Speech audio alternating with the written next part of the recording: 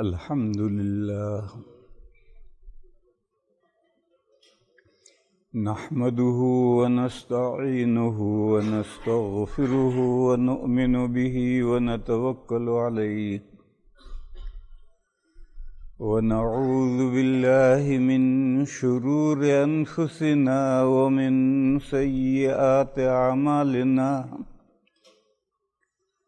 من يهده الله فلا مضل له ومن يضلله فلا هادي له وأشهد أن لا إله إلا الله وحده لا شريك له وأشهد أن سيدنا ومولانا وحبيبنا وشفيعنا وسندنا محمدًا عبده ورسوله أرسله إلى الناس كافة بشيرا ونذيرا وداعيا إلى الله بإذنه وسراجا منيرا صلى الله تعالى عليه وعلى آله وصحبه وبارك وسلم تسليما كثيرا كثيرا وبعد فأعوذ بالله من الشيطان الرجيم ومن يعمل من الصالحات من ذكر أو أنثى وهو مؤمن فلنحيينه حياة طيبة ولنجزينهم أجرهم بأحسن الذي كانوا يعملون صدق اللہ مولانا العظیم۔ بزرگوں اور بھائیوں، اللہ جل شانہ و عم نوالہ نے ہمیں اپنا دین قبول کرنے کی توفیق عطا فرمائی۔ یہ اللہ کی ایک بہت بڑی نعمت ہے جسے اللہ کی توفیق کے بغیر ہم حاصل نہیں کر سکتے تھے۔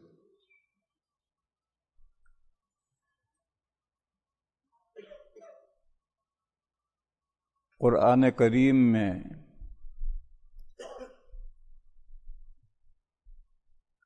حجۃ الوداع کے موقع پر جب نبی پاک صلی اللہ تعالی علیہ وسلم عرفہ کے میدان میں اونٹنی پر بیٹھ کر دعاؤں میں مشغول تھے، وقوف عرفہ کیے ہوئے تھے، اس وقت یہ آیت کریمہ اتری، الیوم اکملت لکم دینکم وَأَتْمَمْتُ عَلَيْكُمْ نِعْمَتِي وَرَضِيتُ لَكُمُ الْإِسْلَامَ دِينًا۔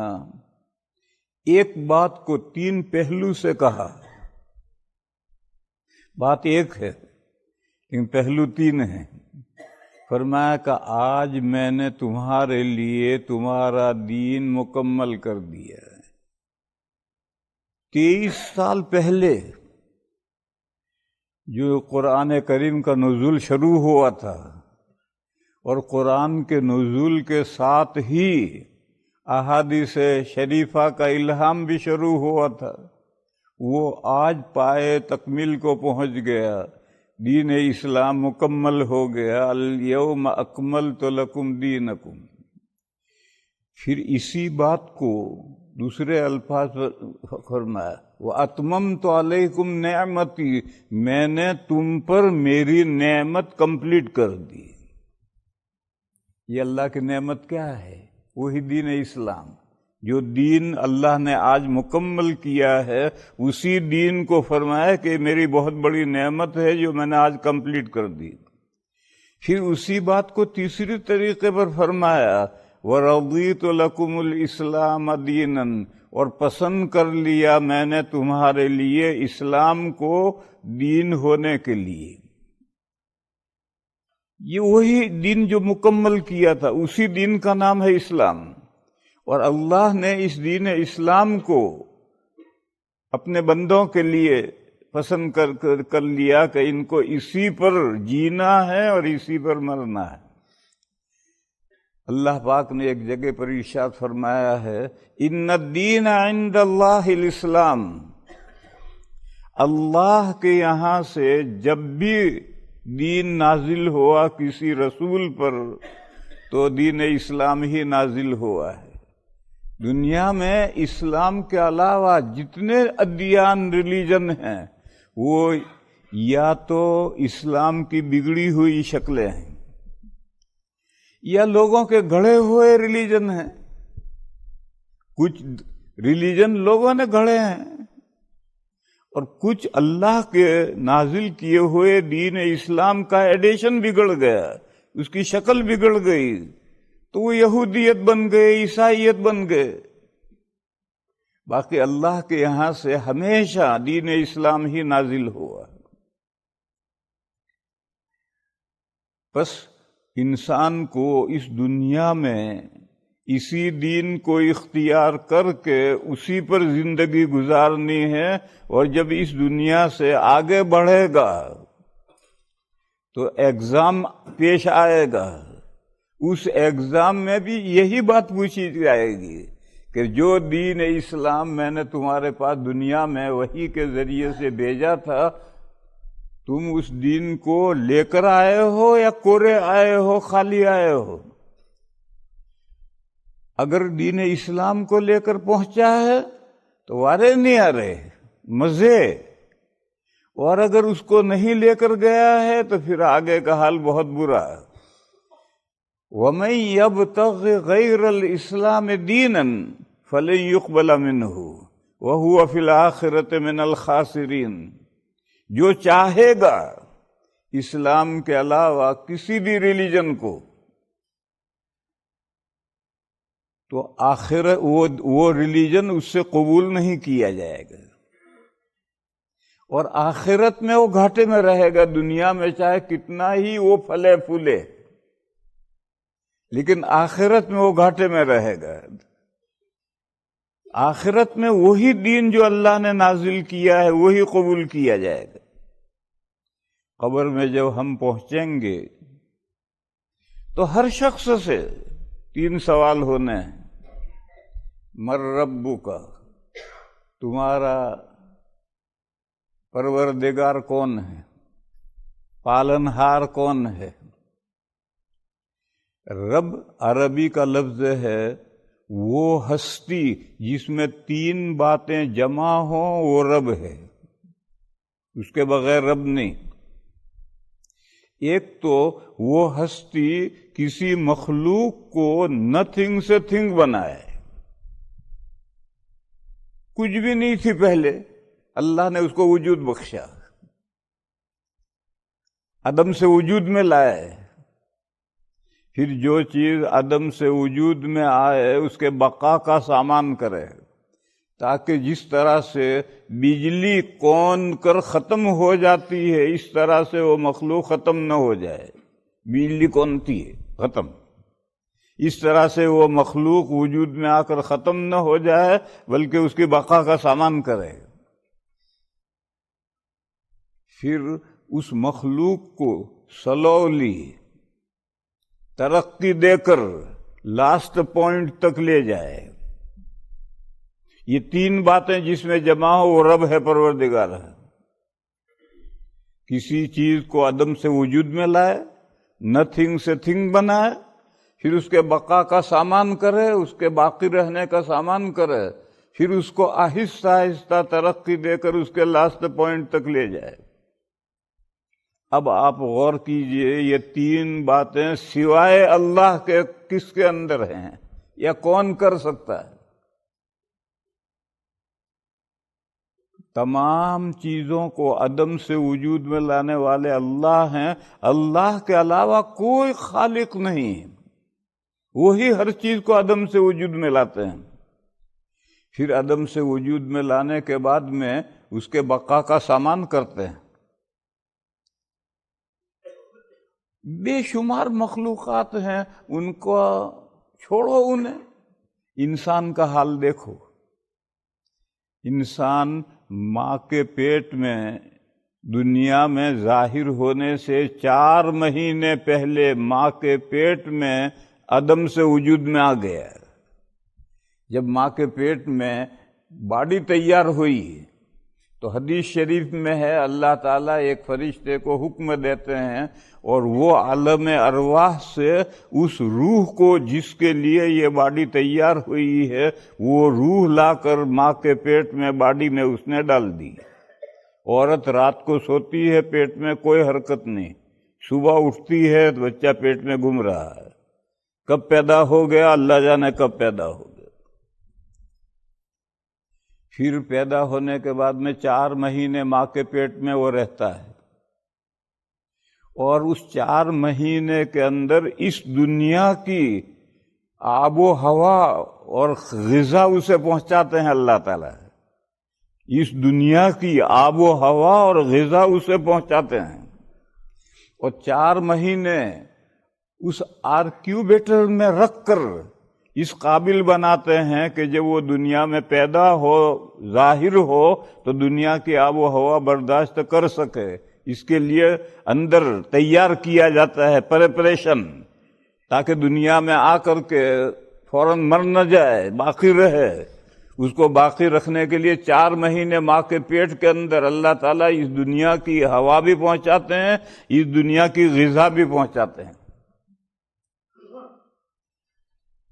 3 پردے پھاڑ کر،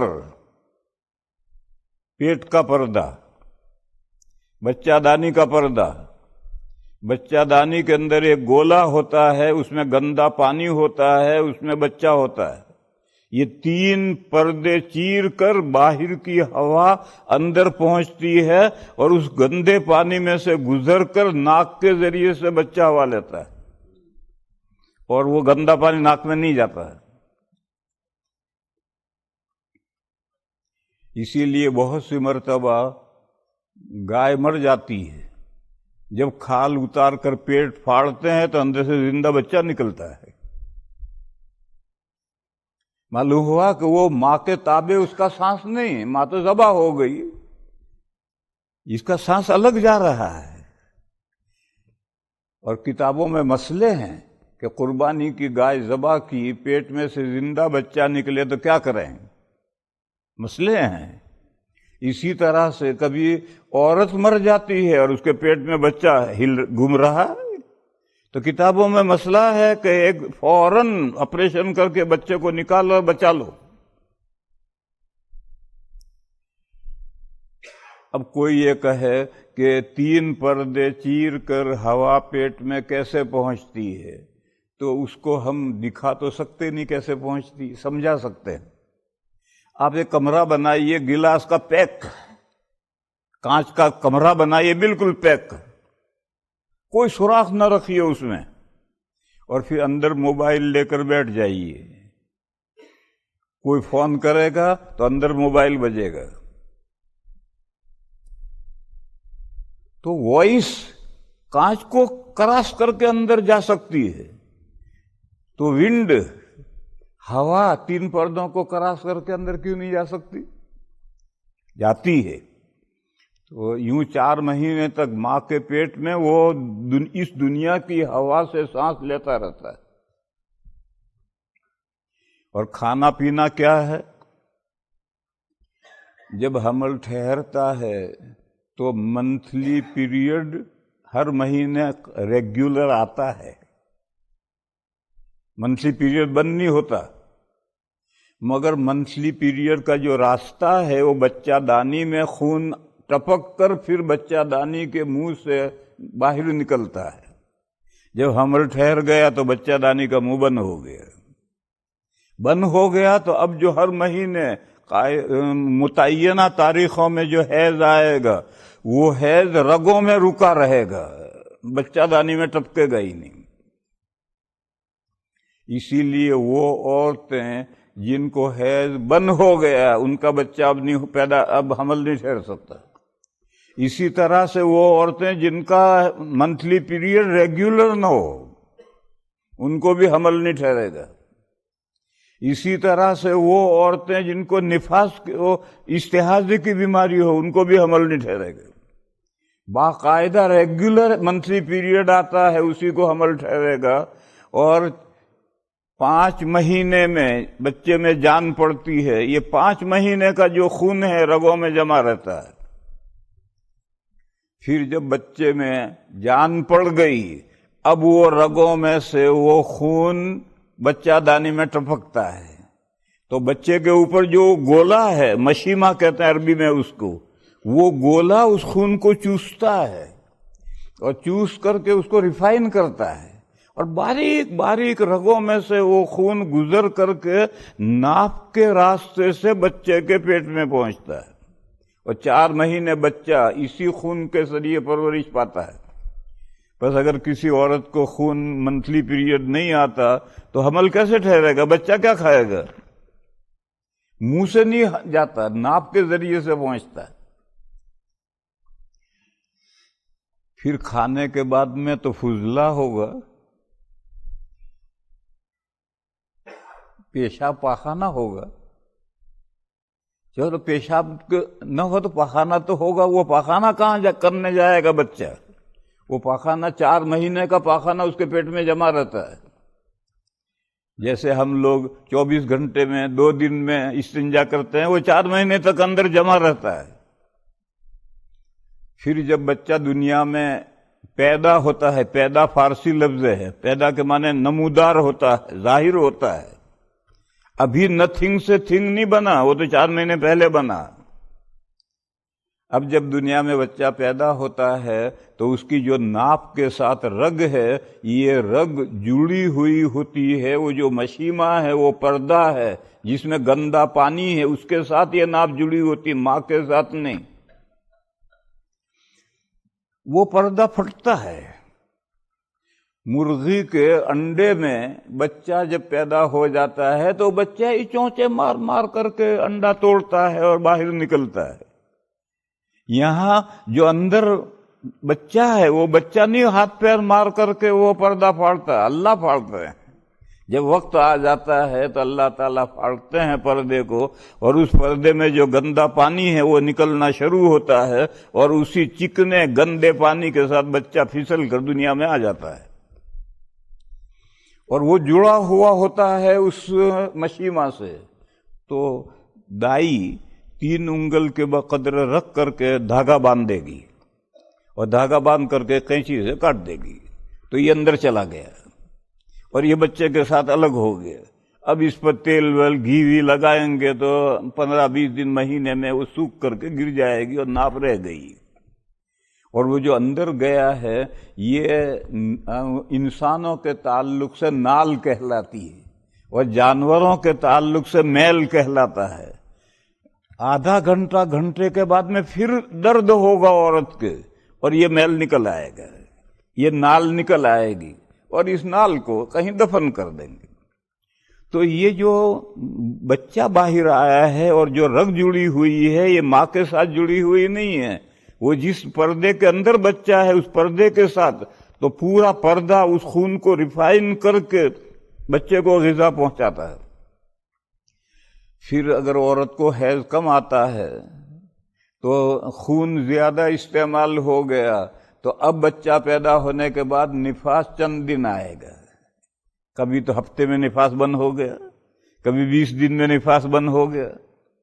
اور اگر وہ خون زیادہ ہے، ہر مہینے باقاعدہ خون آتا رہتا ہے، تو زیادہ سے زیادہ 40 دن نفاس آئے گا، کیونکہ حیض کی زیادہ مدت 10 دن ہے، تو 4 مہینے کا خون جمع ہے، اور پھر بچہ پیدا ہونے کے بعد میں ہر مہینے بھی خون آ رہا ہے، وہ خون استعمال ہو رہا ہے، اور وہ جو اسٹاک میں 4 مہینے کا 5 مہینے کا خون ہے وہ اسٹاک میں ہے، وہ نفاس بن کر نکلتا ہے۔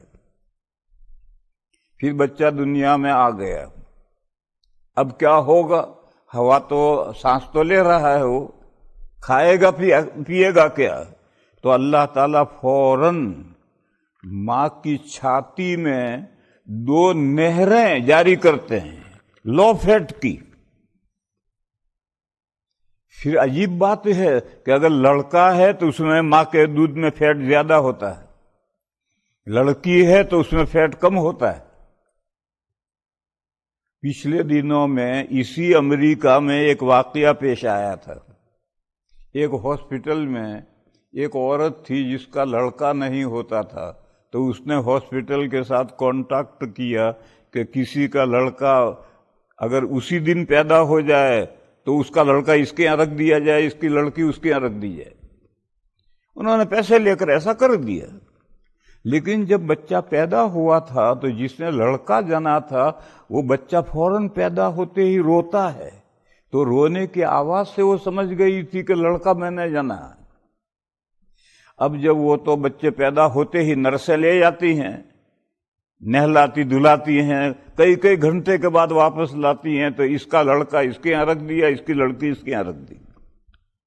اب جس نے لڑکا جنا تھا جب دیکھا کہ اس کے پاس لڑکی آئی تو اس نے کہا میں نے لڑکی نہیں جنا، میں نے لڑکا جنا۔ یہ بڑا مسئلہ بن گیا تھا، یہ 20-25 سال پہلے کا قصہ ہے، بڑا مسئلہ بن گیا تھا۔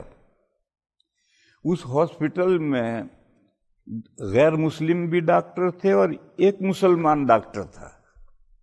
وہ مسلمان بھی بیچارہ نام کا مسلمان تھا، تو وہ غیر مسلم ڈاکٹروں نے اس مسلمان ڈاکٹر سے کہا بھئی تم کہتے ہو کہ ہمارا مذہب سب سے افضل ہے اور آخری مذہب ہے، تو تمہارے مذہب کی روح سے بتلاؤ لڑکا کس نے جنا، لڑکی کس نے جنی۔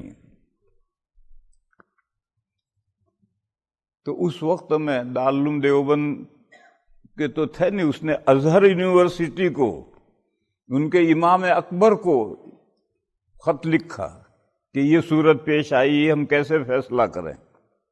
تو امام اکبر نے خط جواب دیا کہ دونوں عورتوں کے دودھ لیبورٹری میں اینالائز کر کے رپورٹ بھیجو۔ چنانچہ اس کا دودھ بھی اینالائز ہوا، اس کا دودھ بھی اینالائز ہوا، تو جس نے لڑکا جنا تھا اس کے اندر فیٹ ڈبل تھا، اور جس نے لڑکی جنی تھی اس میں فیٹ سنگل تھا۔ تو اس نے جواب دیا کہ جس میں یہ ڈبل فیٹ ہے اس نے لڑکا جنا ہے، اور یہ سنگل فیٹ ہے اس نے لڑکی جنی ہے۔ تو اب دیکھو قدرت کا کمال کہ جو صنف جون سا دودھ ہضم کر سکتا ہے اس کے دودھ میں اتنا فیٹ ہے۔ اور پھر یہ دو نہریں ماں کی چھاتی میں کب جاری ہوتی ہیں؟ 2 دن کے بعد تیسرے دن دودھ اترتا ہے، 2 دن تک دودھ نہیں اترتا ہے۔ کیوں نہیں اترتا؟ 2 دن تک بچے کو گھٹی پلائیں گے، گھٹی نہیں ہوگی تو شہد چٹائیں گے، اور بچہ کالا کالا پخانہ کرے گا۔ یہ وہ جو 4 مہینے اس نے غذا تھی اور اس کا پخانہ پیٹ میں جمع تھا، وہ سارا کالا کالا پخانہ جب نکل جائے گا تب ماں کی چھاتی میں دودھ اترے گا، کیونکہ ابھی پیٹ صاف نہیں ہوا، اور اس سے پہلے دودھ اگر اترے گا اور پینا بچہ شروع کر دے گا تو طبیعت خراب ہو جائے گی۔ جب بالکل پیٹ صاف ہو جائے گا تب دودھ اترے گا، اب بچہ دودھ پینا شروع کر دے گا۔ کون طاقت ہے دنیا کی کہ ماں کی چھاتی میں یہ لو فیٹ کی 2 نہریں جاری کر دے؟ اور کب تک یہ نہریں جاری رہیں گے؟ جب تک بچے کے دانت آنے شروع نہ ہو جائیں، اور جب بچے کے دانت آنے شروع ہو گئے تو گویا یہ اعلان ہے کبھی سے کھلاؤ۔ اب دودھ آہستہ آہستہ کم ہونا شروع ہو جائے گا، جو دانت بڑھیں گے دودھ کم ہوگا، جو دانت بڑھیں گے دودھ کم ہوگا، یہاں تک کہ ایک وقت آئے گا کہ دودھ بند، اب بچہ کھانے پر لگ گیا، اس کے بہت سارے دانت آ گئے، شروع ہو گئے۔ پھر اس بچے کو اللہ تعالی آہستہ سلولی بڑھاتے بڑھاتے 22 سال میں لاسٹ پوائنٹ پر لے جاتے ہیں۔ جوان رانا توانا تندرست 22 سال میں ہو گیا، 22 سال میں جا کر کے ہوا۔ یہ نہیں کہ پیدا ہوا تھا اور تیسرے دن جوان ہو گیا، وہ شادی کے لیے آمنترن بھیج دیا، ایسا نہیں ہوتا۔ اللہ تعالی رب ہونے کے لیے ضروری ہے کہ وہ سلو لیے جائے۔ اسی لیے قرآن و حدیث میں بار بار کہا ہے کہ اللہ تعالی نے آسمان، زمین اور ان کے درمیان کی چیزوں کو 6 دنوں میں پیدا کیا ہے۔ یہ جو دن ہیں، یہ دن تو سورج پیدا ہوا اور طلوع ہونے لگا، غروب ہونے لگا، تب یہ ڈے تو شروع ہوئے ہیں۔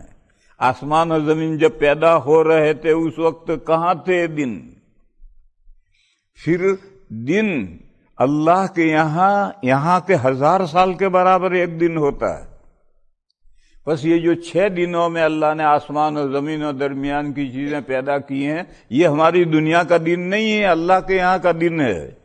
گویا 6000 سال میں آسمان، زمین اور درمیان کی سب چیزیں آہستہ آہستہ پیدا ہوتی ہوتی یہ موجودہ کائنات تیار ہوئی ہے۔ کیونکہ رب ہونے کے لیے ایسا کرنا ضروری ہے۔ اللہ کی قدرت کن فیکن ہے، وہ حکم دے ہو جا تو ہو ہی رکھی ہے۔ لیکن رب ہونے کا تقاضا یہ ہے کہ ان کو آہستہ آہستہ آخری منزل تک لے جایا جائے۔ پھر جو مخلوق جیسی ہے اس کے اعتبار سے تربیت ہے۔ دیکھو رات کو بھینس گابن تھی، گھر والے سو رہے ہیں، آدھی رات کو بھینس خود بخود بیائی، اور بھینس نے ہی چاٹ کر کے اس کو نہلا بھی دیا۔ اب صبح گھر والے اٹھ کر کے گھاس لے کر آئے اور گھاس ڈالی تو بچہ بھی آ کر کے گھاس کے تنکے چگ رہا ہے اور دانت لے کر آتا ہے۔ بھینس کا بچہ ماں کے پیٹ میں سے دانت لے کر آتا ہے، اور رات میں پیدا ہوتا ہے، کوئی وہاں ہاسپٹل نہیں ہے، کوئی نرس نہیں ہے، کوئی نہلانے والا نہیں، ماں ہی چاٹ کر کے بچے کو نہلا دیتی ہے۔ اور اس نے چاٹ کر نہلا دیا، بچہ کھڑے ہو کر کے ادھر ادھر گھومنے لگا، اور صبح جب ماں کو گھاس ڈالی تو وہ بھی چگ رہا۔ اور انسان کا بچہ کس طرح سے وجود میں آتا ہے ہم سب جانتے ہیں۔ 2 مہینے تک تو اسے گود میں اٹھائے اٹھائے پھرنا پڑتا ہے، ہاتھ پیر بھی نہیں ہلا سکتا ہے، وہ بھی ہلانے پڑتے ہیں۔ کیوں؟ اس کی نگرانی کرنے والے ماں باپ ہیں، اور بھینس کے لیے نگرانی کرنے والا کون ہے؟ باپ تو پتہ نہیں کہاں گیا۔ اور ماں جو ہے اس کے 4 تھن ہیں، دودھ اترتے ہی مالک فٹافٹ نچوڑ کر کے بھر کر برتن بھر کے گھر میں لے گیا۔ اب اگر یہ بچہ پیدا ہوتے ہی گھاس چگنے نہ لگے تو اگر گھر والوں نے بھینس کا سارا دودھ دوہ لیا تو بچہ کیا کھا کر زندہ رہے گا؟ تو وہ دانت لے کر آتا ہے اور آ کر کے فوراً گھاس چگنے لگتا ہے۔ اسی طریقے پر تمام مخلوقات کے لیے اللہ تعالیٰ نے الگ الگ ضابطے اور قاعدے بنائے ہیں۔ تو میں سمجھا یہ رہا ہوں کہ رب ہونے کے لیے 3 چیزیں ضروری ہیں۔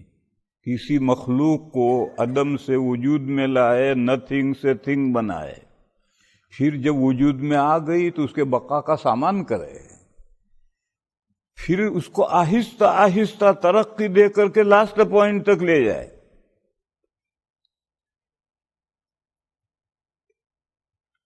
ایسا رب اللہ ہی ہے، اللہ کے علاوہ کوئی رب نہیں ہے، کوئی پالنہار نہیں ہے، وہی ہستی ہیں۔ پھر انسان میں 2 چیزیں ہیں، باڈی اور باڈی کے اندر روح۔ یہ 2 چیزیں الگ الگ ہیں، لیکن دونوں اتنے ایسے ساتھ ہو گئے ہیں کہ ہر آدمی دونوں میں فرق نہیں کر پاتا ہے۔ وہ سمجھتا ہے کہ روح اور جسم ایک ہی چیز ہے، ایک نہیں ہے، دونوں الگ الگ ہیں۔ دیکھو ماں کے پیٹ میں جب باڈی بنتی ہے تو عالم ارواح سے روح لا کر ڈالی جاتی ہے، معلوم ہے روح الگ دنیا سے آئی اور باڈی زمین سے بنی۔ پھر جب دنیا سے گپا ہے تو روح گئی، کہاں گئی؟ پاس ہوئے، آگے بڑھ گئی۔ گجراتی میں کہتے ہیں گجری گیا، آگے چلا ہو گیا۔ اور دنیا کے ہر لینگویج میں ایک ہی انداز کے الفاظ ہیں، گیا آگے۔ اور یہ چارپائی پر کیا ہے؟ یہ لاش ہے، لا شیء نتھنگ، یہ کچھ نہیں۔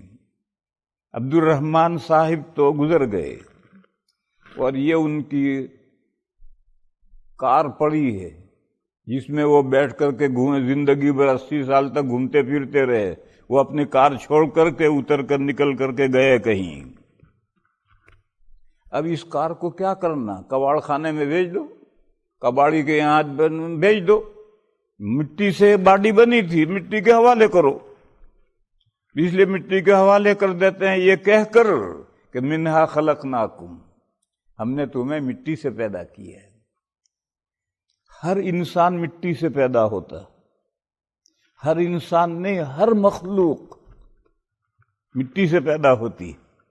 اس زمین پر جتنی مخلوقات ہیں سب مٹی سے پیدا ہوتی، اور 7 مرحلوں سے گزر کر انسان بنتا ہے۔ اور 18ویں پارے کے پہلے رکوع میں ان 7 مرحلوں کا ذکر ہے۔ لَقَدْ خَلَقْنَا الْإِنسَانَ مِنْ سُلَالَةٍ مِّن طِينٍ، اللہ فرماتے ہیں کہ ہم نے مٹی میں سے ست نکالا، پھر تمہیں اس ست سے بنایا۔ ست مانے جوہر، نچوڑ، مٹی میں سے ہم نے نچوڑ نکالا۔ مٹی میں سے کھانے پینے کی چیزیں پیدا ہوئیں تو مٹی کے اثرات لے کر آئیں، انسان نے وہ چیزیں کھائی پی تو انسان کے بدن میں بلڈ، خون پیدا ہوا، یہ خون مٹی کا ست ہے۔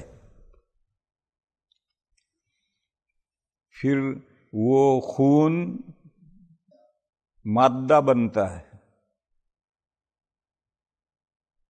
اس کے لیے جو اردو میں لفظ ہے وہ میں نہیں استعمال کر رہا، اگر وہ استعمال کروں گا تو تمہارا ذہن ڈالر کی طرف جائے گا۔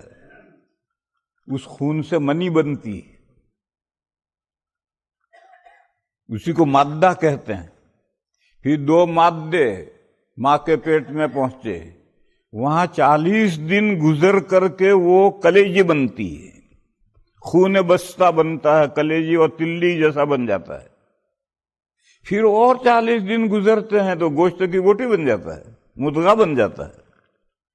پھر اور 40 دن گزرتے ہیں تو اس گوشت کی بوٹی میں سفید سفید دھاگے پیدا ہوتے ہیں، اور وہ ہمارے بدن میں 360 ہڈیاں ہیں، وہ ہڈیاں بن جاتی ہیں۔ پھر اگلے 40 دن کے اندر جو گوشت باقی بچا اسے اللہ تعالیٰ پورے جسم میں ڈیوائیڈ کر دیتے ہیں۔ یہاں گوشت کم ہے، گال میں زیادہ ہو گیا، انگلیوں پر گوشت کم ہے، یہاں زیادہ ہو گیا، یہاں اور زیادہ ہو گیا، پیر کے اوپر گوشت نہیں ہے، پنڈلی پر گوشت بڑھ گیا، ران پر اور بڑھ گیا، اس سے اوپر تو 2 بڑے بڑے تربوز لگا دیے اللہ نے کہ جہاں چاہو تشریف رکھو۔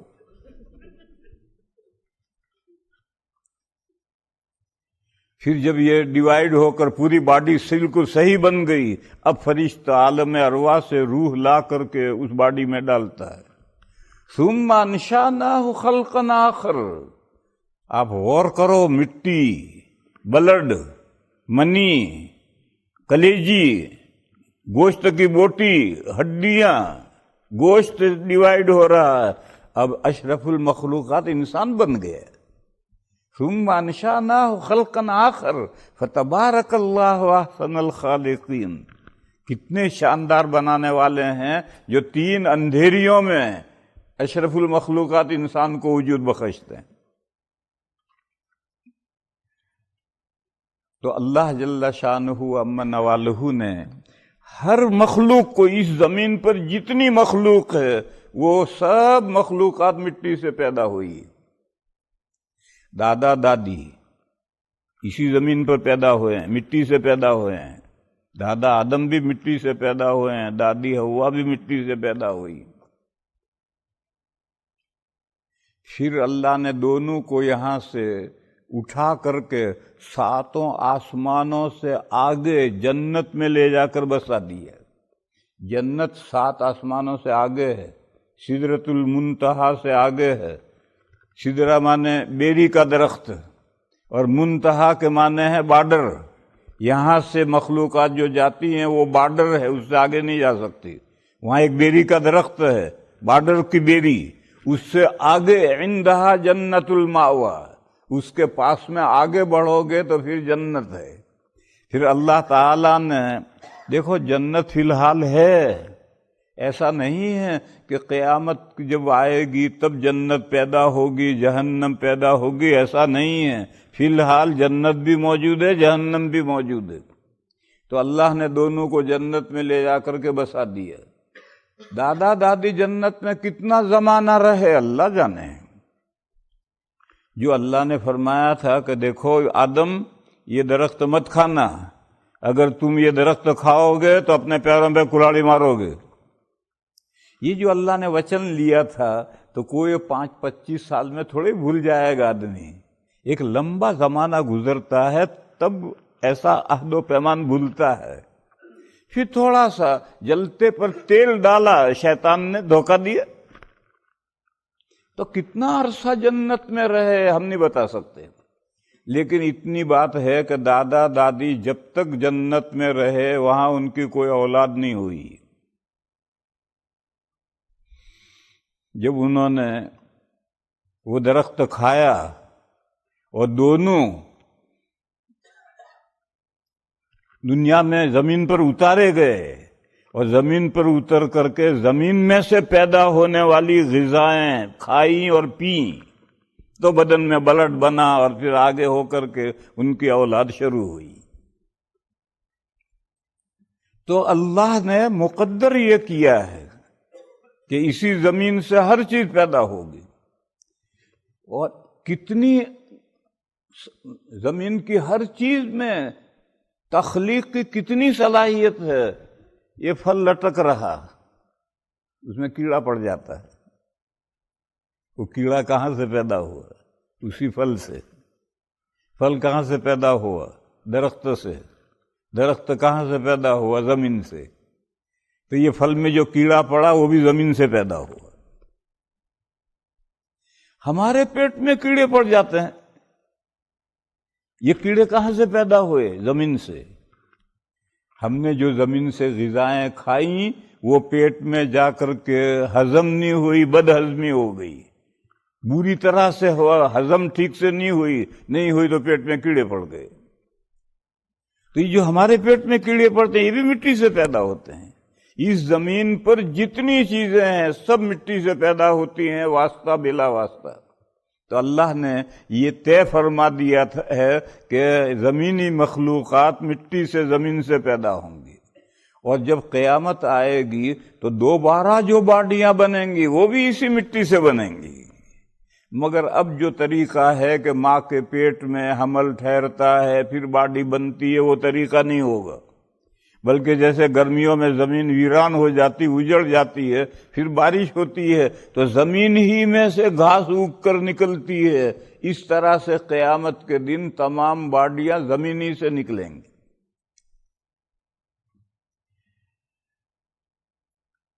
تو میرے بھائیوں، جب قبر میں پہنچتے ہیں تو پہلا سوال تو ہوتا ہے کہ تمہارا رب کون ہے؟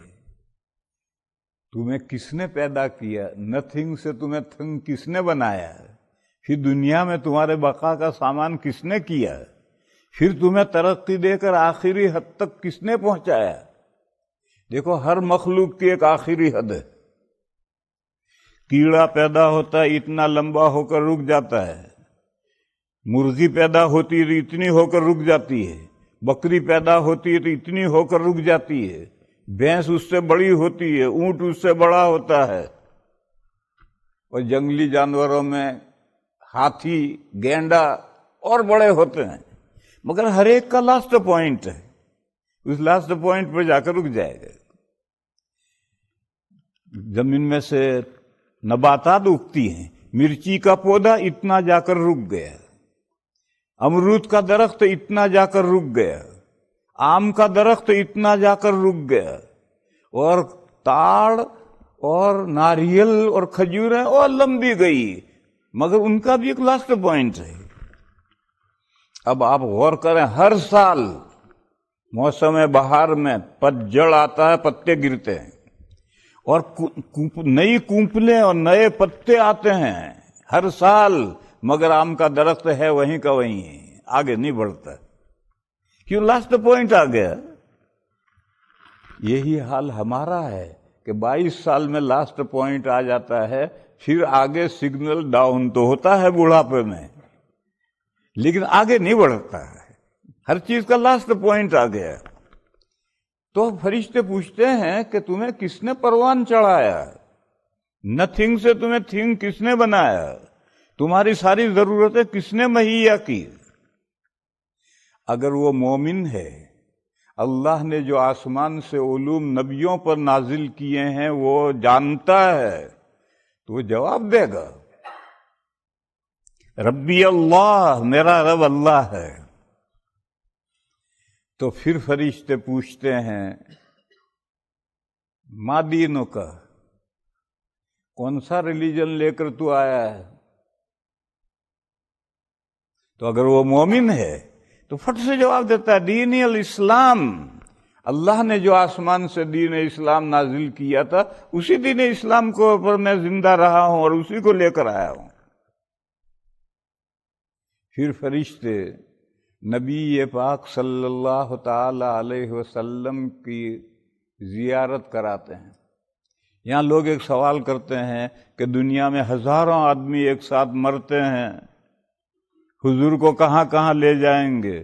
یہ ساری بھیڑ حضور کے پاس کہاں سے آئے گی؟ اس کا جواب یہ ہے کہ دیکھو آڑ اور پہاڑ اس دنیا میں ہیں، اور یہ قبر کی دنیا ہے، وہاں کہاں آڑ اور پہاڑ ہیں؟ سرکار مدینہ جہاں ہیں وہاں ہیں، اور ہر میت نے چہرہ پھیرا یہ حضور دکھ رہے، وہاں آڑ اور پہاڑ نہیں ہیں، یہاں آڑ اور پہاڑ ہیں۔ اس دیوار کے پیچھے کیا ہے مجھے نہیں معلوم، آڑ آ گئی بیچ میں، لیکن قبر کی زندگی میں اور آخرت میں آڑ اور پہاڑ نہیں ہیں، بس حضور اپنی جگہ پر ہیں، میتیں اپنی جگہ پر ہیں، اور ہر میت کو حضور کی زیارت کرائی جائے گی اور کہا جائے گا ما تقول فی ھذا الرجل، یہ جو حضرت جی تجھے نظر آ رہے ہیں ان کو تو کیا سمجھتا تھا؟ تو مومن ہے تو فوراً جواب دے گا کہ یہ ہمارے پیغمبر ہیں، ان کے ذریعے سے جو اللہ نے دین بھیجا تھا میں اس دین کو میں نے قبول کیا تھا اور اس دین پر میں عمل کرتا رہا۔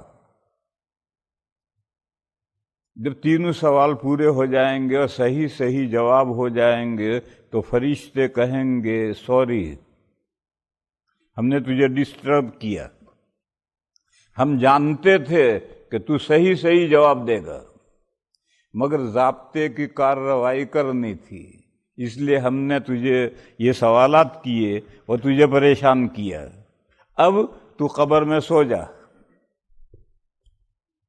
دلہن کے سونے کی طرح۔ شب زفاف کے کمرے میں جب دلہن کو پہنچا دیتے ہیں تو اب شوہر تو معلوم نہیں کب آئے گا، 12 بجے آئے گا، 1 بجے آئے گا، کب آئے گا، تو دلہن چارپائی پر پڑ جاتی ہے اور کبھی سو بھی جاتی ہے، مگر وہ صبح تک سونے کے ارادے سے نہیں سوتی ہے، اس کو کسی کا انتظار ہے۔ اسی طرح فرشتے کہیں گے کہ دلہن کی طرح سو جا، یعنی کسی کا انتظار کر، وہ آ کر تجھے بیدار کرے گا، دلہا آئے گا وہ تجھے اٹھائے گا، اللہ تعالیٰ قیامت آئے گی تجھے اٹھائیں گے۔ پھر قبر کو چوڑی کرتے ہیں، 70 ہاتھ یوں 70 ہاتھ یوں، 0 لائٹ جلاتے ہیں تاکہ اندھیرے سے وحشت نہ ہو، اور جنت کی طرف کھڑکیاں کھولتے ہیں، ادھر سے میٹھی میٹھی بھینی بھینی ہلکی ہلکی ہوائیں آنی شروع ہوتی ہیں، اور وہ پڑھ کر چادر اوڑھ کر سوتا ہے، ابھی لمحے نہیں گزرتے ہیں کہ قیامت کا سور پھونک دیا جاتا ہے۔ اور اگر دوسری طرح کا بندہ ہے تو وہ تینوں سوالوں کے جواب میں ہاں ہاں کرتا ہے، کوئی جواب نہیں دے سکتا، تو پھر فرشتے قبر کو تنگ کرتے ہیں، ادھر کی ہڈیاں ٹوٹ کر ادھر، ادھر کی ہڈیاں ٹوٹ کر ادھر، اور فرشتہ گرز لے کر مقرر ہوتا ہے۔ گرز جانتے ہو وہ ہنومان کے ہاتھ میں ہوتا ہی، وہ لوہے کا گرز ہوتا ہے، دے مار دے مار، وہ قیامت تک چلاتا رہتا ہے، اس کی پٹائی ہوتی رہتی ہے۔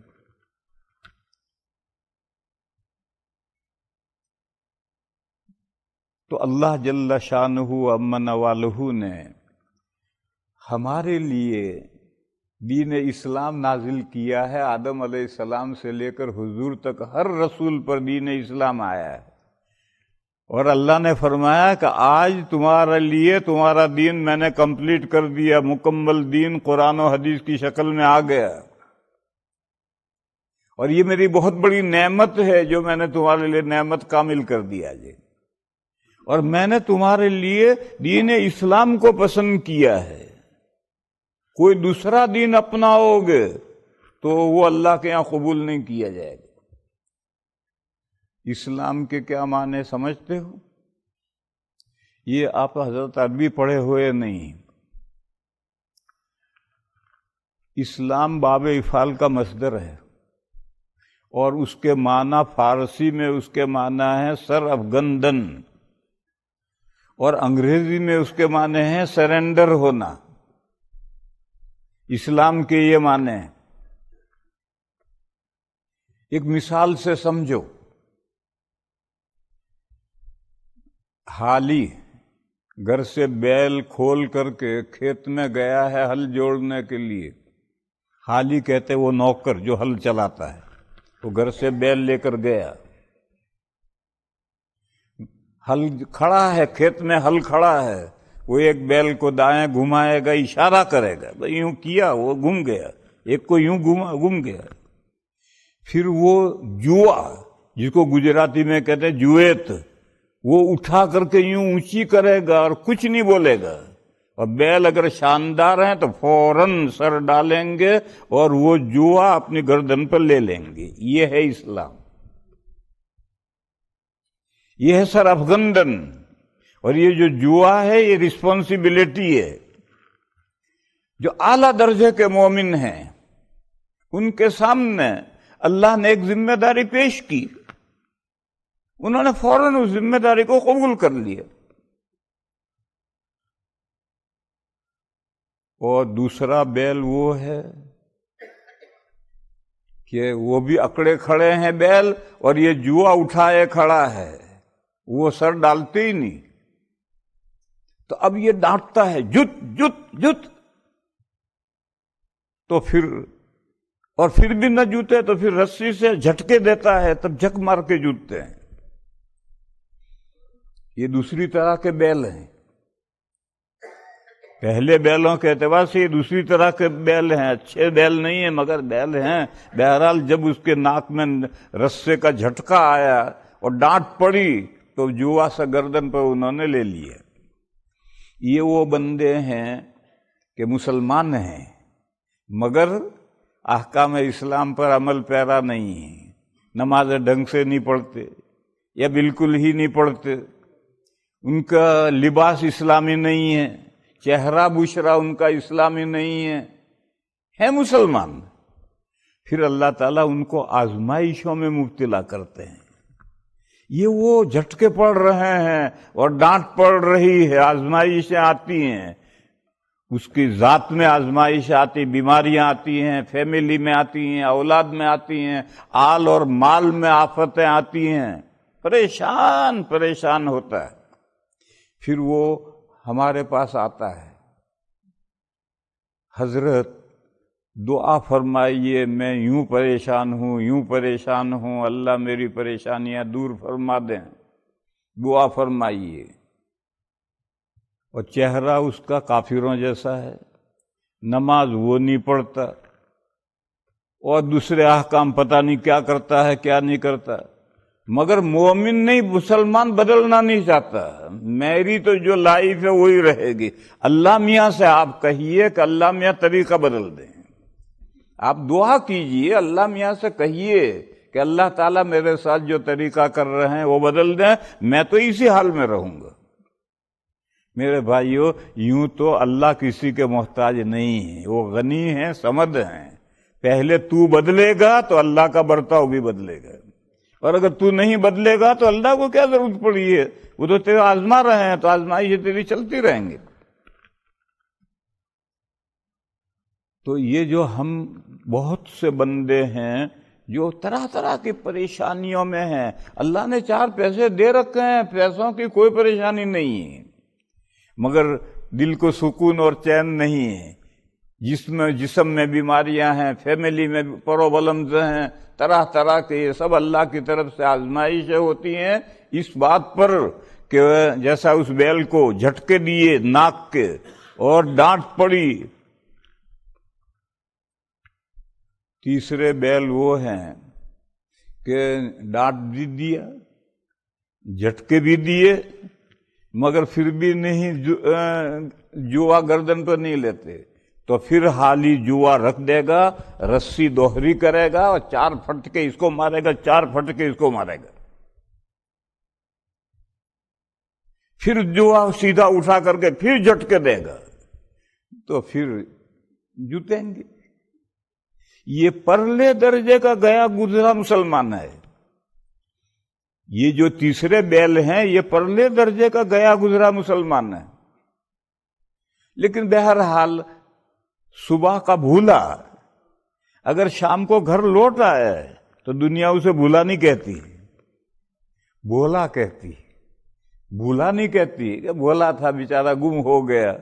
تو صبح کا بھولا شام کو گھر لوٹ آئے تو دنیا اسے بھولا نہیں کہتی، بولا چاہے کہتی ہو لیکن بھولا نہیں کہتی. تو اب یہ جو بیل تیسرے نمبر کے ہیں، بہرحال یہ بھی ایک طرح کے بیل ہیں. آخر میں وہ قابو میں تو انہوں نے جوا تو گردن پر لے لیا. یہ 3 قسمیں مسلمانوں کی ہیں.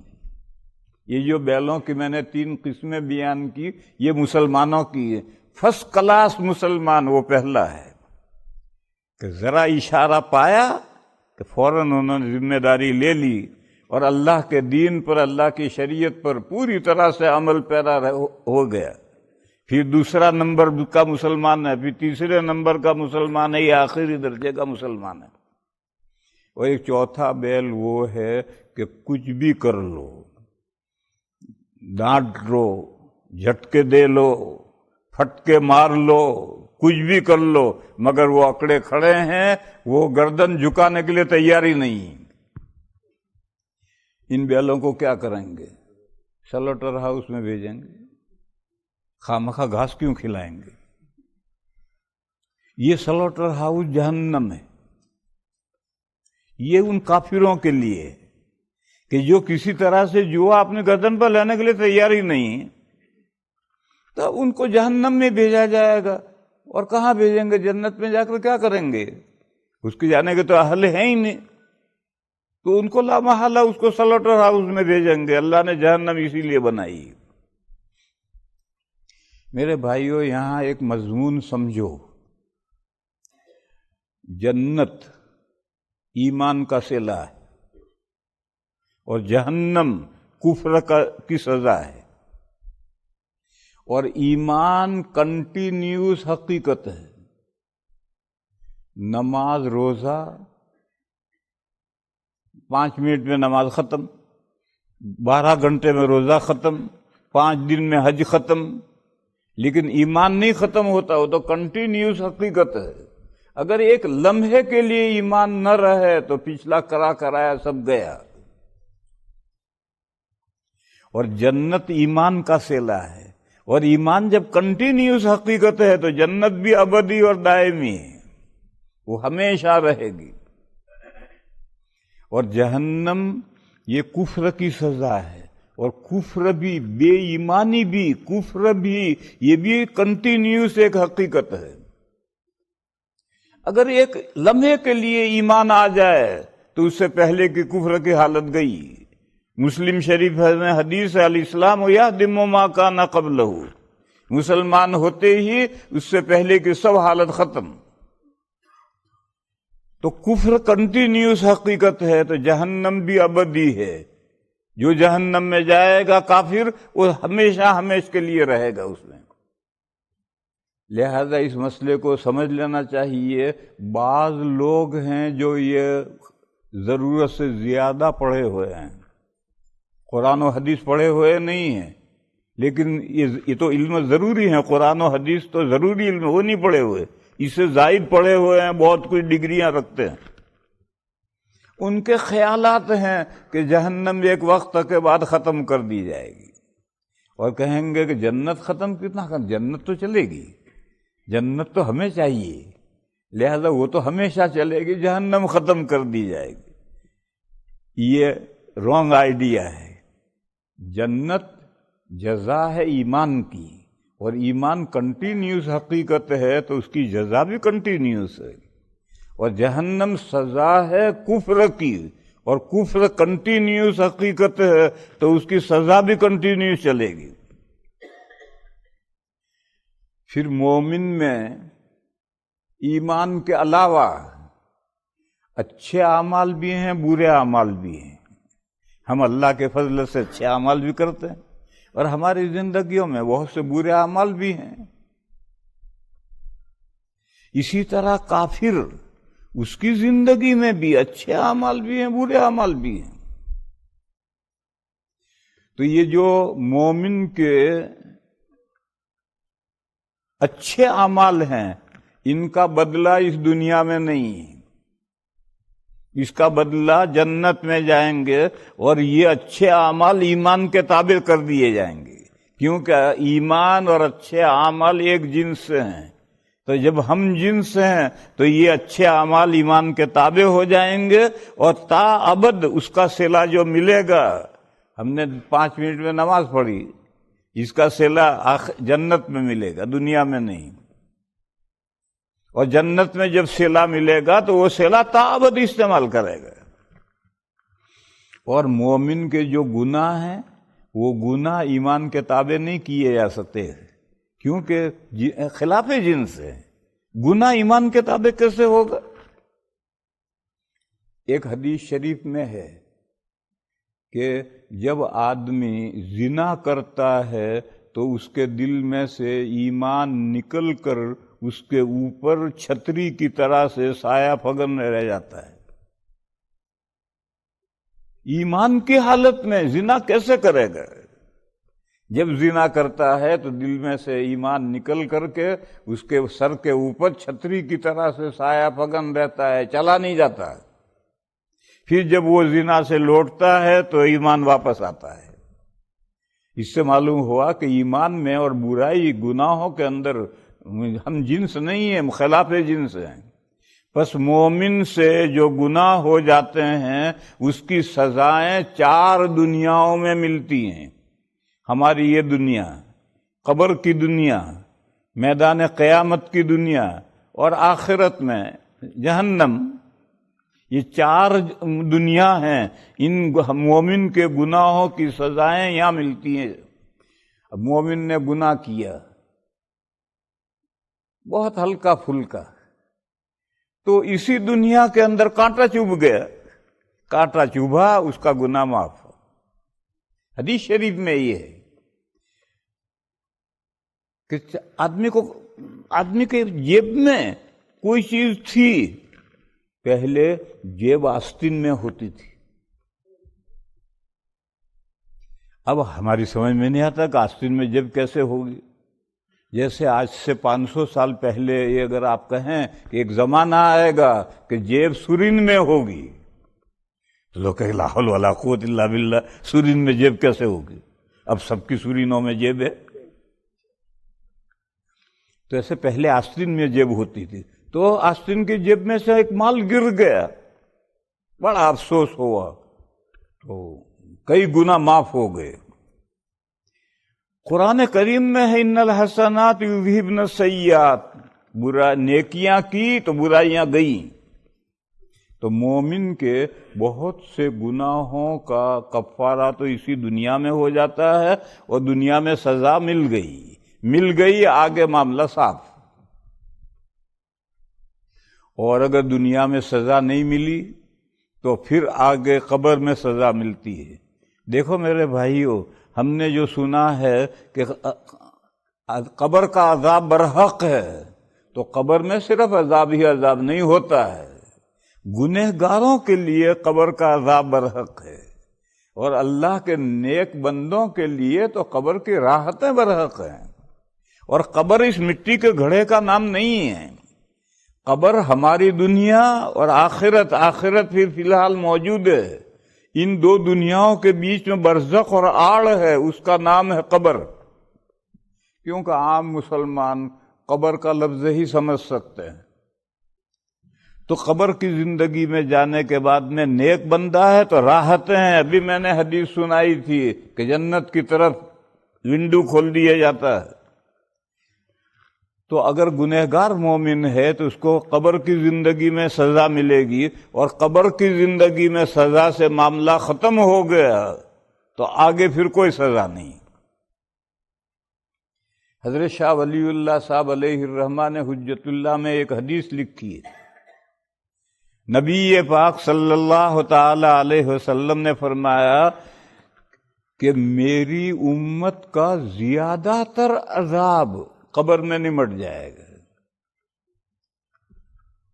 یہ شاہ ولی اللہ صاحب علیہ الرحمہ نے حدیث لکھی ہے کہ نبی پاک صلی اللہ تعالی علیہ وسلم نے فرمایا کہ میری امت کا زیادہ تر عذاب قبر میں نمٹ جائے گا۔ اور دنیا میں نمٹ جائے تو سستے چھٹ گئے، قبر میں نمٹ جائے تو بھی سستے چھٹ گئے۔ اور اگر قبر میں عذاب نہیں نمٹا تو پھر میدان قیامت میں عذاب ہوگا۔ حدیث میں ہے کہ جس نے اونٹوں کی زکوٰۃ ادا نہیں کی تو اس کو میدان قیامت میں لٹایا جائے گا، اور اس کے سارے اونٹ جس کی زکوٰۃ ادا نہیں کی وہ ان کیوں لائن بنا کر آئیں گے، اس کے اوپر سے رونتے ہوئے گزریں گے، دوسرا تیسرا، آخری اونٹ جب گزرے گا تو پہلا اونٹ پھر لائن پر آ گیا۔ سونا چاندی کی زکوٰۃ ادا نہیں کی تو اس کو تختیاں بنا کر گرم کر کے اس کو جبڑوں پر اور پیٹھوں پر داغا جائے گا۔ بہرحال یہ تیسری جگہ ہے میدان قیامت، وہاں سزائیں ہوں گی۔ وہاں اگر معاملہ نمٹ گیا تو پھر آگے جہنم میں نہیں جانا ہے، بات ختم۔ اور اگر میدان قیامت میں بھی سزا نہیں نمٹی تو پھر مومن کو بھی اپنی باقی سزا پانے کے لیے جہنم میں جانا پڑ سکتا ہے۔ پھر وہاں سے گناہوں کی سزا بھگتنے کے بعد یا سفارش کرنے والوں کی سفارشوں سے یا فرشتوں کی سفارشوں سے یا آقا نامدار کی سفارش سے اور آخر میں اللہ اپنے فضل و کرم سے سب مومنین کو جہنم سے چھٹکارا دیں گے اور وہ جہنم سے نکل کے جنت میں پہنچ جائیں گے۔ تو مومن کے جو گناہ ہیں ان گناہوں کی سزا ان 4 دنیاؤں میں ملتی ہے، اور نیکیاں ایمان کے تابع ہے۔ ایمان کا صلہ جنت، جنت جب ملے گی تو ہماری نمازوں کا صلہ بھی وہیں ملے گا، اور ایمان کی جزا ہمیشہ تو نمازوں کی جزا بھی ہمیشہ۔ اور ہمارے گناہ ایمان کے تابع نہیں ہو سکتے، لہذا اس کی سزائیں اللہ تعالیٰ یا تو یہاں دے دیتے ہیں یا قبر میں دے دیتے ہیں یا میدان قیامت میں دے دیتے ہیں، اور اللہ نہ کرے جہنم میں بھی جانا پڑ سکتا ہے۔ اور کافر کی سزا جہنم ہے، وہ بھی ہمیشہ کے لیے۔ اس نے جو گناہ کیے ہیں تو کفر اور گناہ ہم جنس ہیں، لہذا کافر کو اس کے گناہوں کی سزا نہیں دی جاتی، جہنم میں پہنچنے کے بعد اس کے گناہوں کی سزا اسے دی جائے گی۔ اور کفر کی سزا جہنم ہمیشہ، تو کافر نے جو گناہ کیے ہیں اس کی سزا بھی ہمیشہ بھگت۔ اور کافر نے جو نیکیاں کی ہیں، حدیث شریف میں ہے کہ کافر کو اس کی نیکیاں اسی دنیا میں کھلا دی جاتی ہیں۔ ہر نیکی کا بدلہ اسی دنیا میں دے دیا جاتا ہے، یا تو مال میں برکت ہو جاتی، مال بڑھ جاتا ہے، یا ناموری شہرت اس کی ہو جاتی ہے، اور اس کے علاوہ اس کو جو اللہ کھانا پینا دے رہے ہیں، اس کو جو سانس لینے کی اللہ تعالیٰ نے توفیق دی ہے، یہ اس کی نیکیوں کا تو صلہ ہے۔ لوگوں نے ایک قصہ بیان کیا ہے کہ ایک بادشاہ تھے، اس سے پیشاب کا بند لگ گیا، تمام حکیموں اس کے علاج سے عاجز آ گئے۔ ایک حکیم آیا، اس نے کہا آپ کا بند میں کھول سکتا ہوں پیشاب کا، مگر آپ اپنی حکومت مجھے دے دیں تو میں آپ کا بند پیشاب کا کھول دوں۔ وہ تیار ہو گیا کہ لے لے میری حکومت، میرا پیشاب کا بند تو کھول۔ دیکھو ایک پیشاب رک جائے تو اس کے کھولنے کی اتنی بڑی قیمت ہے۔ تو اللہ تعالیٰ نے کافر پہ کتنی نعمتیں کر رکھی ہیں، اس کی نیکیوں سے ہزاروں درجہ اس کے زیادہ نعمتیں کر رکھی ہیں۔ یہ نعمتیں جو کافر پر ہیں، یہ اس کی نیکیوں کا دنیا میں ثمرہ دیا جا رہا ہے، پھل کھلایا جا رہا ہے۔ تو اب کافر کی نیکیوں کا بدلہ دنیا میں اور گناہوں کی سزا جہنم میں۔ یہ ایک درمیان میں نے مضمون سمجھایا، اس مضمون کو سمجھو کہ جنت ایمان کا صلہ ہے، اور ایمان کنٹینیوس ہے تو صلہ بھی کنٹینیوس ہے۔ جہنم کفر کی سزا ہے، کفر کنٹینیوس ہے تو سزا بھی کنٹینیوس ہے۔ اور مومن کے اعمال صالحہ ایمان کے تابع کیے جائیں گے، اور جنت میں جب اس کا صلہ ملے گا تو تا ابد بھی استعمال کرے گا۔ اور گناہ جو ہیں ایمان کے تابع نہیں ہو سکتے، بس اللہ تعالیٰ مومن کی برائیوں کی سزائیں دنیا میں، قبر میں، میدان قیامت میں اور جہنم میں، اور کافر کے جو برائیاں ہیں وہ اس کے کفر کے تابع اس کی سزا جہنم میں، اور اس نے جو نیک اعمال کرتا ہے اس نیک اعمال کا ثمرہ اور پھل یہیں کھلا دیا جاتا ہے۔ یہ میں نے ایک درمیان میں مضمون سمجھایا۔ اصل بات میں یہ کہہ رہا تھا کہ چار قسم کے جو بیل ہیں، یہ چوتھا قسم کا جو بیل ہے جو کسی قیمت پر سر جھکانے کے لیے تیار نہیں ہے، اس کے لیے سلوٹر ہاؤس اللہ نے تیار کی ہے جہنم۔ اور پہلے جو تین ہیں وہ مومن کی مثالیں ہیں، وہ بہرحال کسی درجے کے کارآمد بیل ہیں، اور مالک اس کو روزی روٹی دیتا ہے، گھاس دانا دیتا ہے، لیکن بیل ہونا چاہیے پہلی قسم کا۔ تو اسلام کے معنی ہیں سرنڈر ہونا، اللہ کے احکام کے سامنے، رسپانسبلٹی کے سامنے سر ڈال دینا، اور اللہ کے تمام احکام کو اپنے سر پر لے لینا، یہی مومن کی شان ہونی چاہیے۔ آج کل بہت سے لوگ لاپرواہ، ارے سنت ہے تو سنت پر عمل بھی تو مومن تو ہی کرے گا، آسمان سے فرشتے سنت پر عمل کرنے تھوڑے آئیں گے۔ یہ جو سنتیں ہیں اس پر بھی عمل تو مومنین ہی کو کرنا ہے۔ بعض لوگ کہتے ہیں ارے مستحب ہے، بھئی مستحب پر بھی عمل تو مومنین ہی کو کرنا ہے، کوئی آسمان سے فرشتے ان مستحبات پر عمل کرنے تھوڑے آئیں گے۔ بعض لوگ بڑی بے پرواہی سے کہتے ہیں ارے یہ مکروہ ہے، چلے گا۔ ارے حرام سے بچنا بھی مومن کا کام ہے، اور مکروہ سے بچنا بھی مومن کا کام ہے۔ فرشتوں کی یہ شان کہاں ہے؟ اس لیے میرے بھائیوں، دین کے ہر حکم پر جو جس درجے کا حکم ہے اس درجے میں اسے رکھ کر اس پر عمل کرو۔ جو بھی ہم کریں گے وہ ہمارے سامنے آنا ہے۔ اللہ پاک نے ارشاد فرمایا ہے وَمَن يَعْمَلْ مِنَ الصَّالِحَاتِ وَهُوَ مُؤْمِنٌ وَمَن يَعْمَلْ مِنَ الصَّالِحَاتِ مِن ذَكَرٍ أَوْ أُنثَىٰ وَهُوَ مُؤْمِنٌ، جو بھی نیک کام کرے گا، خواہ مرد نیک کام کرے خواہ عورت نیک کام کرے، دونوں اللہ کے بندے اور بندیاں ہیں، دونوں میں کوئی فرق نہیں۔ ایمان اور اعمال صالحہ کے تعلق سے مردوں میں عورتوں میں کوئی فرق نہیں۔ تو فرمایا جو بھی نیک کام کرے گا، خواہ مرد ہو خواہ عورت ہو، بس شرط یہ ہے کہ وہ ایماندار ہو، ایمان کے ساتھ اس نے نیک کام کیا ہو۔ اگر ایمان نہیں ہے تو اس نے جو نیک کام کیا ہے، کافر بڑے بڑے اچھے کام کرتے ہیں، مگر ان کا وہ نیک عمل بے گری کی مونگ پھلی ہے، دیکھنے میں شاندار مونگ پھلی دکھ رہی ہے، دباؤ تو پچ دے کر اندر دانا ہی نہیں، یہ بے گری کی مونگ پھلی ہے۔ ان کا نیک عمل تو ہے لیکن اس نیک عمل کے اندر ایمان تو ہے ہی نہیں۔ ایسی مونگ پھلیاں کتنی بھی توڑ دو، اندر سے کوئی دانا نکلے گا ہی نہیں، کیا ملے گا، کیا کھائے گا؟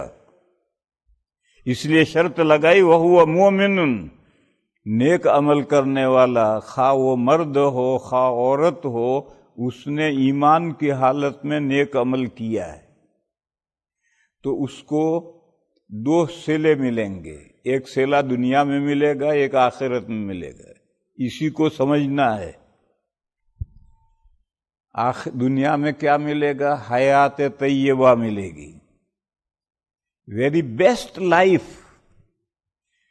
سکون اور چین کی زندگی ملے گی۔ دیکھو اس کا مطلب یہ نہیں ہے کہ وہ غریب نہیں ہوگا، ریچ مین ہوگا، بڑا دولت مند ہوگا، ایسا کوئی ضروری نہیں۔ دیکھو کائنات میں اللہ کا سب سے محبوب بندہ ہمارے آقا حضرت محمد مصطفیٰ صلی اللہ تعالی علیہ وسلم ہے، مگر حضور کے گھر میں 2 مہینے تک چولہا جلانے کی نوبت نہیں آتی تھی۔ صدیقہ حضرت عائشہ فرماتی ہیں کہ ہم 3 چاند دیکھ لیتے تھے اور گھر میں چولہا جلانے کی نوبت نہیں آتی تھی۔ آج کوئی مسلمانوں کا گھر ہے ایسا؟ جب یہ حضرت صدیقہ نے بیان کیا تو ان کا بھانجا تھا، بہن کا لڑکا تھا، حضرت عروہ، یہ بھی بعد میں بڑے آدمی بن گئے تھے، مدینہ کے 7 فقہاء میں سے تھے جن کے فتوے صحابہ کے سامنے چلتے تھے۔ تو بھانجے نے خالہ سے پوچھا، اب یہ بھانجا ہے، طالب علم ہے، تو بھانجے نے خالہ سے پوچھا کہ امی، خالہ اماں کھاتے کیا تھے؟ جب 2 مہینے تک چولہا نہیں جلتا تھا تو کیا کھاتے تھے؟ تو فرمایا کہ گھر میں کھجوریں ہوتی تھی، جیسے دیہات کے لوگوں کے گھروں میں پیاز ہوتی ہے سال بھر کی، شہر میں نہیں، دیہات کے لوگوں کے کھیت میں پیاز پیدا ہوتی ہے تو سال بھر کی پیاز ڈال رکھتے ہیں، پھر ہفتے 10 دن میں پیاز میں گھومیں گے اور جتنی پیاز سڑنے لگی ہے اس کو باہر ڈالیں گے اور وہ سڑی ہوئی کھائیں گے، پھر جب وہ ختم ہو جائیں گے تو پھر پیاز میں گھومیں گے، پھر سڑی ہوئی نکالیں گے، سال بھر سڑی ہوئی کھاتے رہیں گے۔ تو کہا گھروں میں کھجوریں ہوتی تھی، وہ ہم کھجور کھاتے تھے، اور جانور ہوتے تھے ان کا دودھ آتا تھا، دودھ پیتے تھے اور پانی پیتے تھے، اسی پر گزارا کرتے تھے۔ پکانے کے لیے تو آٹا ہو تو روٹی پکے، گوشت ہو تو سالن پکے، نہ گوشت ہے پکانے کے لیے نہ آٹا ہے، تو کھجور پر اور دودھ پر اور پانی پر گزارا ہوتا تھا۔ تو بھانجے نے پھر پوچھا کہ خالہ اماں، وہ جو نبی پاک صلی اللہ تعالی علیہ وسلم اپنی ازواج کو، اپنی بیویوں کو سال بھر کا خرچہ دیتے تھے اور بہت بڑی مقدار دیتے تھے، کھجوریں، جو، وہ کہاں جاتا تھا؟ تو خالہ نے کہا وہ حضور ہمیں دیتے تھے، ہمارا قبضہ ہو گیا، ہم مالک ہو گئے، حضور کی ذمہ داری پوری ہو گئی۔ پھر مسلمانوں کی اتنی غربتیں ہوتی تھی، جو قبائل کے مسلمان، غریب مسلمان آ کر اسلام قبول کرتے تھے تو حضور ہمیں ترغیب دیتے تھے اور ہم وہ سب نفقہ انہی غریب مسلمانوں کو خرچ کر دیتے تھے۔ تو حضور تو ہمیں دیتے تھے مگر ہمارے پاس رہتا کہاں تھا؟ مہینہ بھر ہوتے ہوتے وہ سارا غریب مسلمانوں پر ہم نے خرچ کر دی۔ تو اس غربت کے باوجود وہ شہنشاہ بے تاج تھے۔ آج بھی اللہ کے نیک صالح مومن بندے بڑے اطمینان سے سوتے ہیں، جیسے دو پوری دنیا کے بادشاہ ہوں بغیر تاج کے، آرام سے سوتے ہیں، نچنت ہو کر، کوئی چنتا انہیں نہیں۔ بلکہ بزرگوں کے واقعات میں واقعہ لکھا ہے کہ ایک بزرگ تھے، جب جس دن ان کے گھر میں فاقہ ہوتا تھا، کھانے کے لیے کوئی چیز نہیں ہوتی تھی، تو وہ سب بچوں سے کہتے تھے آج ہم اللہ کے مہمان ہیں، بس، یعنی آج کھانے کو کچھ نہیں۔ بچے اس کے اتنے عادی ہو گئے تھے کہ اگر کئی دن تک مسلسل کھانا ملے تو اماں سے پوچھے تو اماں اللہ میاں ہماری دعوت کیوں نہیں کرتے؟ وہ شوق سے اماں سے پوچھتے تھے کہ امی اللہ میاں ہماری دعوت کیوں نہیں کرتے؟ تو کتنے خوش ہیں بچے، یہ وہ سکون و اطمینان ہے۔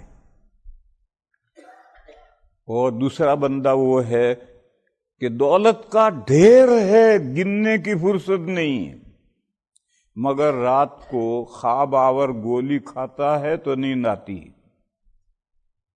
اور ساری دنیا کا ڈھیر ہے، مگر ڈاکٹر نے کہا ہے یہ نہیں کھا سکتے، وہ نہیں کھا سکتے، یہ نہیں کھا سکتے، وہ نہیں کھا سکتے۔ پھر ڈاکٹر صاحب کیا کھاؤں؟ کہا اپنی دولت کا غم کھاؤ، یہ جو تم نے دولت جمع کر رکھی ہے اب اس کا غم کھاؤ۔ تو کس کام کی یہ دولت، جس دولت نے اتنا بے چین بنا رکھا ہو؟ اس لیے میرے بھائیوں، دولت کم ہو یا زیادہ ہو، اس دولت کے ساتھ سکون قلبی حاصل ہو، دل کو اطمینان حاصل ہے تو وہ دولت ہمارے کام کی ہے۔ اور اگر اس دولت کے ساتھ دل کو سکون حاصل نہیں ہے تو تف ہے ایسی دولت پر، کیا کرنی ہے اسے؟ تو فرمایا کہ فَلَنُحْيِيَنَّهُ حَيَاتًا طَيِّبَةً، جو بھی مومن نیک کام کرے گا، دیکھو مومن، ہر مومن سے وعدہ نہیں ہے، جو بھی مومن نیک کام کرے گا، نیک کام کرنے کے کام کرے، چاہے وہ سنت کے درجے کے ہوں چاہے مستحب کے درجے کے ہوں۔ لوگ صرف فرائض اور واجبات کو ہی سمجھتے ہیں کہ نیک کام ہے۔ ارے بھئی ہر نیک کام، چاہے مستحب سنت ہو، مستحب ہو، مندوب ہو، سب نیک کام ہیں۔ اسی طرح سے پازیٹیو بچنے کے جتنے کام ہیں، ہر گناہ سے بچے، چاہے حرام ہو اس سے بھی بچے، مکروہ تحریمی سے بھی بچے، مکروہ تنزیہی سے بچے، ہر برائی سے بچے، تو وہ نیک کام کرنے والا ہے۔ جب دو چیزیں جمع ہو جائیں، ایمان اور ایمان کے ساتھ نیک کام، کرنے کے سب کام کرے، بچنے کے تمام کاموں سے بچے، تو فرماتے ہیں اللہ پاک فَلَنُحْيِيَنَّهُ حَيَاتًا طَيِّبَةً، تو ہم اسے ویری بیسٹ لائف دیتے ہیں، امن و سکون کی زندگی، چاہے غریبی ہو چاہے بیماری ہو۔ بعض بندے اللہ کے ایسے ہیں کہ ایسی ایسی بیماریوں میں، مصیبتوں میں پھنس جاتے ہیں، لیکن تم جاؤ اور پوچھو چچا کیا حال ہے، تو وہ کہے گا الحمدللہ بہت اچھا ہوں، اللہ کے بہت سے بندوں سے اچھا ہوں۔ یہ صبر و شکر ہے، اللہ نے جس حال میں اس پر صبر دیا ہے اس پر شکر، یہی لائف طیبہ ہے، ویری بیسٹ لائف یہی ہے کہ آدمی صابر و شاکر رہے، اس کو کوئی پریشانی نہیں۔ اور ایک دوسرا بندہ ہے، ابھی ہفتہ ہوا بیمار ہوا ہے، اس کو ہم بیمار پرسی کے لیے گئے، پوچھا چچا کیا حال ہے، بس چچا نے شکایتوں کا دفتر کھول دیا، تقریر ہو رہی ہے، بیٹا آنکھوں سے دکھتا نہیں ہے، دانت گر گئے ہیں، چپتا نہیں ہے، چلا ٹانگیں دکھتی ہیں، چلا نہیں جاتا، اتنی لمبی تقریر کہ ہم نے کان بند کر دیے کہ ہم نے چچا سے طبیعت کیوں پوچھی، کب تک ان کی تقریر سننی پڑے گی؟ یہ وہ پریشان زندگی ہے۔ تو میرے بھائیو، اللہ نے فرمایا کہ اگر تم ایمان اور ایمان کے ساتھ نیک عمل ہے تو ہم تمہیں دنیا میں حیات طیبہ، ویری بیسٹ لائف دیں گے۔ قرآن کریم میں اللہ پاک کا ارشاد ہے، الا بذکر اللہ تطمئن القلوب، سنو اللہ کو یاد کرتے رہو، اللہ کی یاد سے دلوں کو چین نصیب ہوتا ہے۔ جو اللہ کو بھولا رہے گا، 5 وقت کی نمازیں بھی نہیں پڑھے گا، اس کے دل کو کہاں سے سکون اور چین ملے گا؟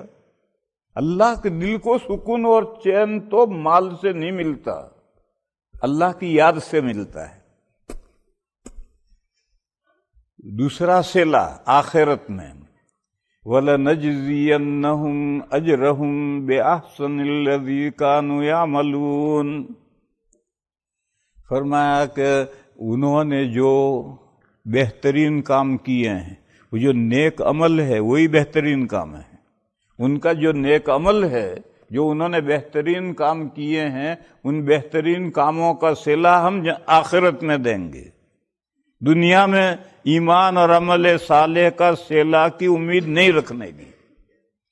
ایمان کا صلہ بھی جنت ہے، اور اعمال صالحہ کا صلہ بھی جنت ہے، اور سب کا ملے گا، اور اللہ کے فضل و کرم سے ایک ایک نیکی کا کم سے کم 10 گنا ثواب تو ملے گا، اور 10 گنا سے زائد کتنا ملے گا؟ جیسا تیرا عمل، جتنی عمل کے اندر پاور ہے۔ ابو داؤد شریف میں ایک حدیث ہے، جب لوگ نماز پڑھ کر کے مسجد سے نکلتے ہیں تو کوئی نماز کا 10واں حصہ لے کر جا رہا ہے، 9 حصے گئے، کوئی 9واں حصہ لے کر جا رہا ہے، 8 حصے گئے، کوئی 4تھا حصہ لے کر جا رہا ہے، 3 حصے گئے، کوئی آدھی نماز لے کر جا رہا ہے، آدھی گئی، اور کوئی بندہ وہ ہے جو پوری نماز لے کر جا رہا ہے۔ تو ہم جب مسجد سے نکلتے ہیں تو ہر آدمی جو نماز پڑھ کر جا رہا ہے وہ یکساں درجے کی نماز پڑھ کے نہیں جا رہا۔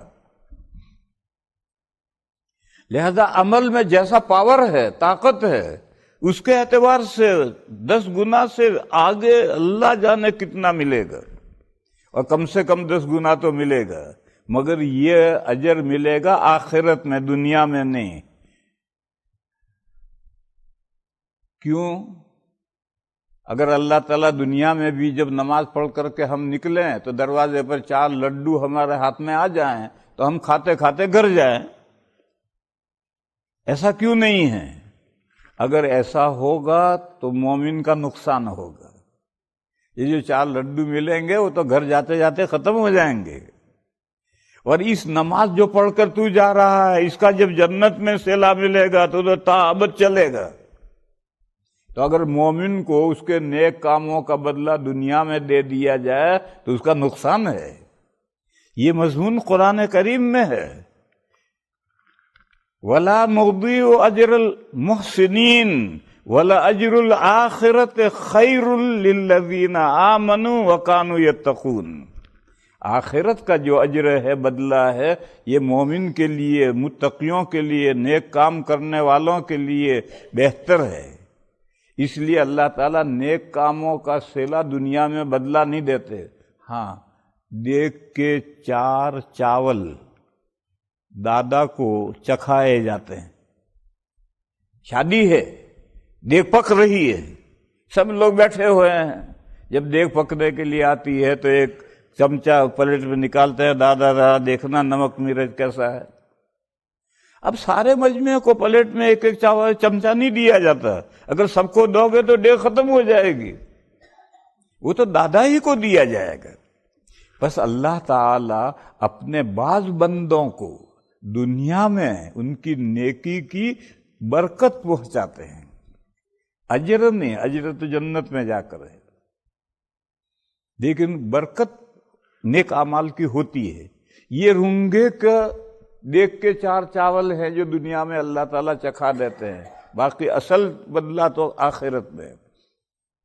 لہذا میرے بھائیوں، بات سمیٹ لیں، اللہ نے ہمیں ایمان کی دولت دی ہے، یہ اللہ کی اتنی بڑی نعمت ہے کہ ہم اس کا کوئی شکر بجا نہیں لا سکتے۔